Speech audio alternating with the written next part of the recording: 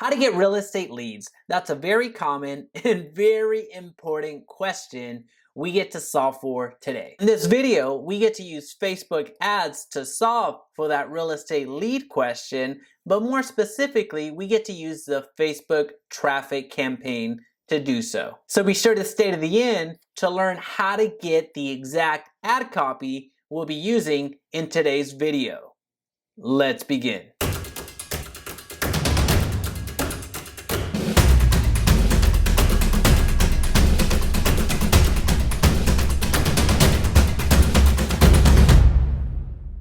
Hey, it's Jaime. If we're just meeting, welcome to the channel that brings actionable content to grow your business through online marketing. So if that sounds beneficial, consider subscribing. Question of the day: what types of Facebook campaigns are you running today?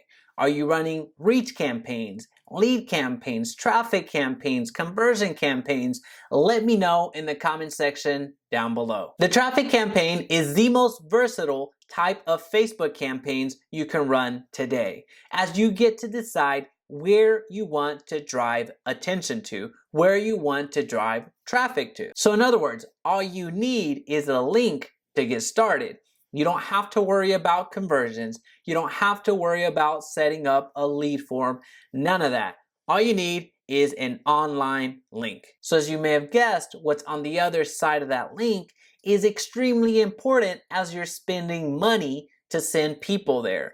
So ideally, you want what's behind that link to be converting for you. And oftentimes, what's on the other side of that link is one of the most overlooked items in lead generation. So today, that's where we're going to start, on the other side of that link, i.e. on the landing page where we're driving traffic to. All right, so here we are at the landing page. This is one that I created through ClickFunnels, but you can certainly create it through Lead Pages. You can create one through Instapage. You can create, there's just a ton of other software out there that you can use.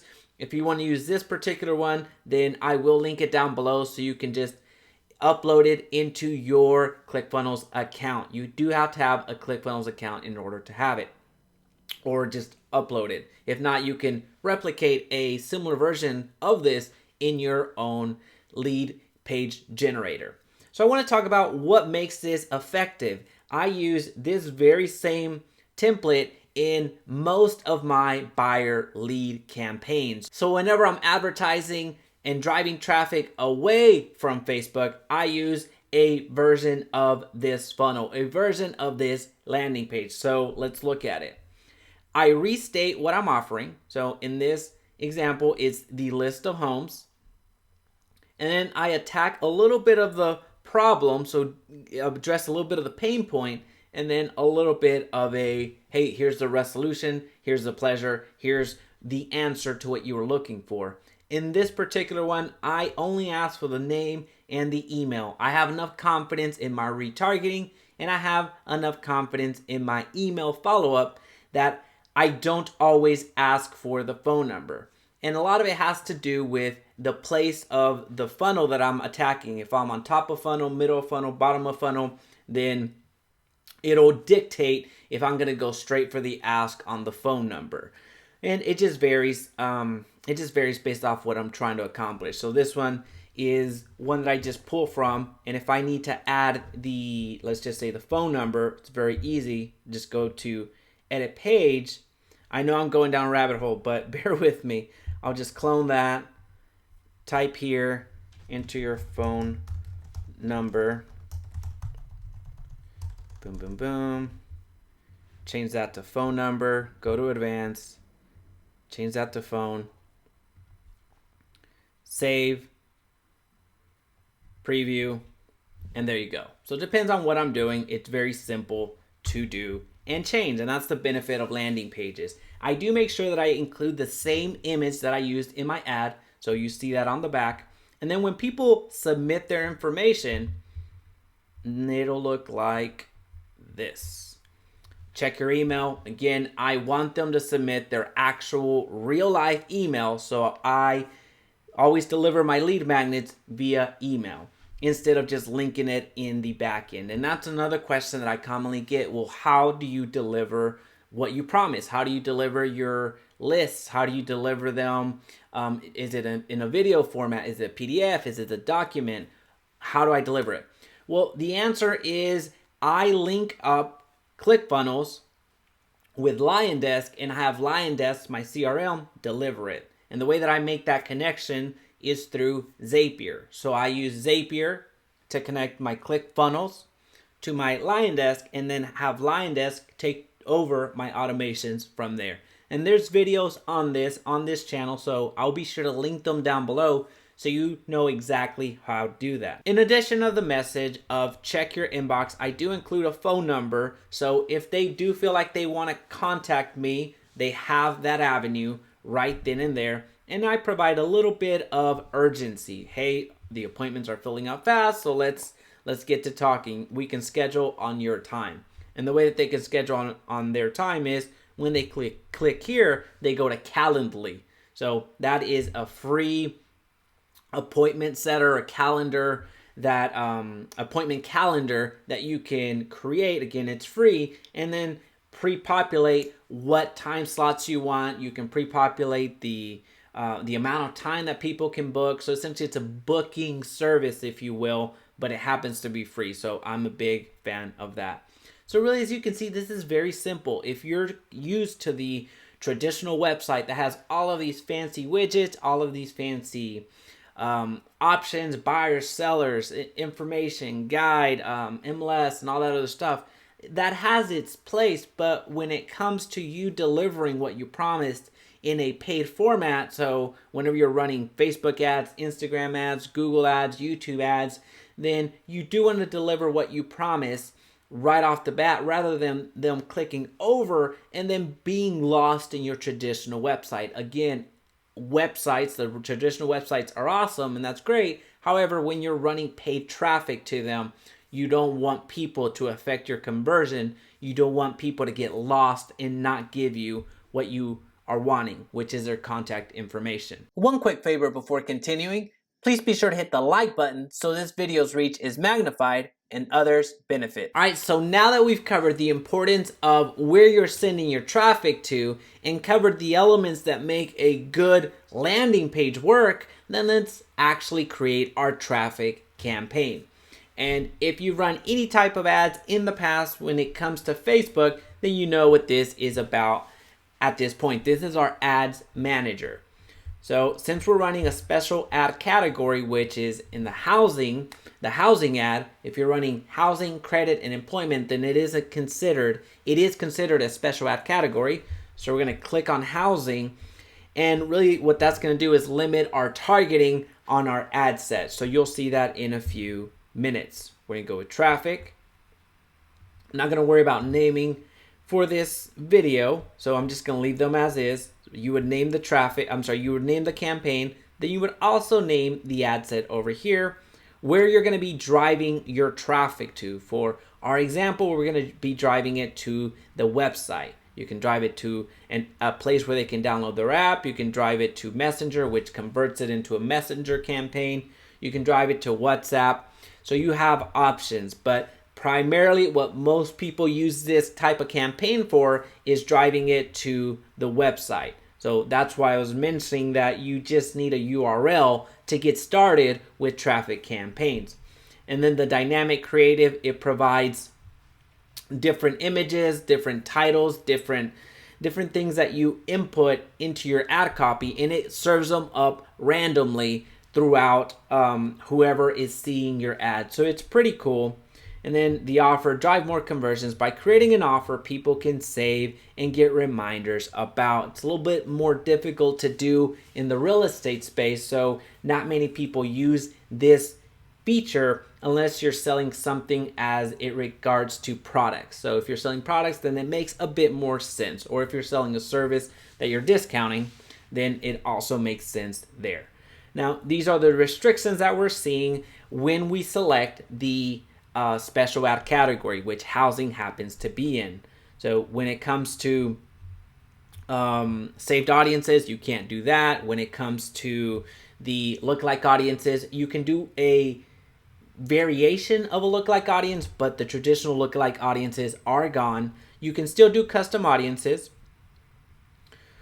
the zip codes. You can't target based off of zip codes. You can't target based off of age or gender. Or when it comes to detailed targeting, there are certain demographics, behaviors, interests. When it comes to familial status or when it comes to income demographics, then those are just no longer available to you. So again, demographics, behaviors, interests, those are, or certain interests and certain behaviors are no longer available to you. All right, so let me stop skipping through here and just select something. All right, we're going to target people who live in a certain location. We are going to select, let's say Santa Fe for fun. Santa Fe.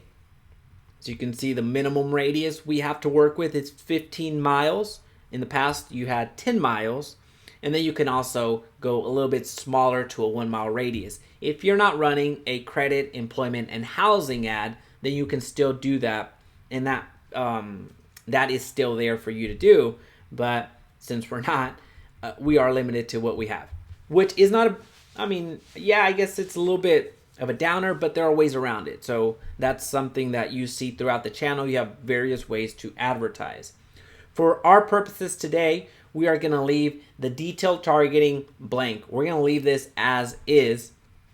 And the way to do this is whenever you're running your first ad, you're going to use that as an anchor ad. So in this example, we're going to run this ad as is, and then we're going to use a retargeting ad to close them. So it'll make sense when we actually do it. So we'll keep going. We're going to edit our placements. And I only want to focus on Facebook for this campaign.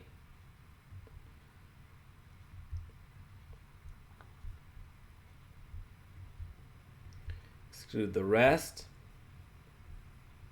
All right, and then just the reminders, hey, you're limiting some of our audience, so you're not going to get as many impressions, and it could hurt your deliverability and your conversions, which in my experience, it hasn't really been that case. It just, on the contrary, it actually helps me where I get to control my budget a little bit more.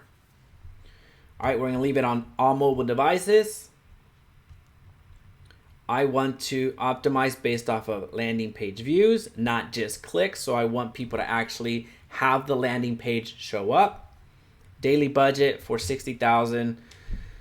I'm going to leave it at $20 just to cycle through this ad as quickly as possible. I'm gathering a large amount of people that are going to start clicking and engaging with my ad. So on my retargeting ad, that's when I'm going to drop the budget. That anything below $5 will be fine in my retargeting ad, because not as many people will be clicking and engaging as you see here with the potential reach. So I want these 63,000 people, or as many as possible, to engage with my ad as quickly as possible. So that's why I have a hefty daily budget on it. And you're not so with the $20 for 60, you're going to cycle through this audience and tap it out within less than a week for sure. So don't think that you're going to continue and should have that $20 every single day for 30 days. No, that's just not going to work for an audience of 63 or 68,000. It's going to be overkill. All right, so we're going to leave that page. That page is fine. When it comes to single image, we can do a carousel ad, which you can have multiple images and multiple videos and cycle through them. You can have a collection, so a group of items that opens in a full screen mode. So you have, as it shows there, you have a main image and then different variations, different pictures on the bottom, or you can do a single image or video. For our example today, we're just going to add an image. We're just going to say that. That should be fine. Because I think there's a new construction. All right, and you see how your ad is going to look. You can see it on desktop, you can see it on mobile, you can see it on your feed, you can see it on stories. So it's pretty cool. All right, now with the primary text, we are going to select this. Stunning brand new homes in desirable blank city, just discounted by blank. Very simple. Headline, brand new homes. Now, I know in the ad set we discussed a little bit about dynamic ads, which you could upload various images, various, essentially they call them assets, or different headlines, different descriptions. You can do a variation here. So you can add another option and Facebook will go through and start optimizing for your text, for your headlines. So if it sees that more and more people are responding to a certain ad copy, then it's going to start optimizing for that ad copy, which is pretty cool. And that's what, even though we didn't select it here, that's what dynamic ads actually do. But you have a variation of that functionality right here. So I'm not going to do that for the sake of this video, but just know that you do have that option and it's pretty cool. Let's see, brand new homes. Let's just say city is hot right now. All right, then the URL. For our URL, I'm just gonna put my regular website, even though when you create your landing pages, then you would just go over here and copy that URL and then paste it over here. That's how you would do it. The rest of it is perfect. Make sure that you have your Facebook pixel up and going. So once you run this campaign, that's when you create another campaign or duplicate your ad set and target the people that engaged with this particular ad or engaged with your Facebook page in the past 1 day, 2 days, 3 days, however far back you want to go, and dependent on the ads that you're running. So you're able to retarget the people that have seen your brand, that have seen your message before, and you start warming up that audience and becoming familiar with you so you can start increasing your conversions. So now if you're looking for additional strategies on how to make Facebook ads work for you, I want to remind you that I do have the free Facebook Ads Essentials course, and it'll be linked down below. Outside of that, if you found value in this video, please be sure to subscribe so we can talk again soon.